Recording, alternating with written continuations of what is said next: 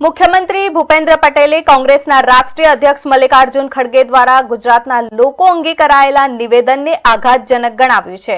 તેમણે જણાવ્યું કે આ નિવેદન માત્ર ગુજરાતની જનતાનું જ નહીં પરંતુ ગાંધીજી અને સરદાર પટેલની ભૂમિનું પણ અપમાન છે।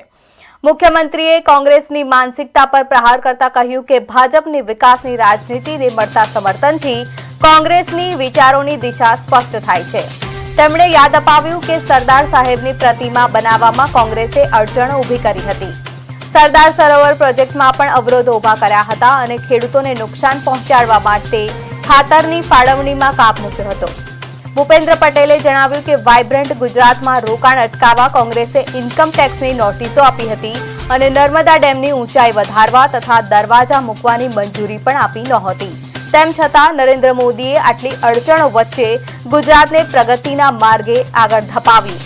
મુખ્યમંત્રીએ કોંગ્રેસના નેતાઓ દ્વારા નરેન્દ્ર મોદીને અપમાનજનક શબ્દો કહ્યા હોવાની યાદ અપાવી હતી। તેમણે કહ્યું કે ગાંધી, સરદાર અને મોદી જેવા નેતાઓના સાનિધ્યમાં ગુજરાત અગ્રેસર રહ્યું છે। ગુજરાત દેશના જીડીપીમાં 8% યોગદાન આપે છે, ફાર્મા ક્ષેત્રમાં 40% હિસ્સો ધરાવે છે અને ગિફ્ટ સિટી દ્વારા ઇકોનોમિક હબ સ્થાપ્યું છે।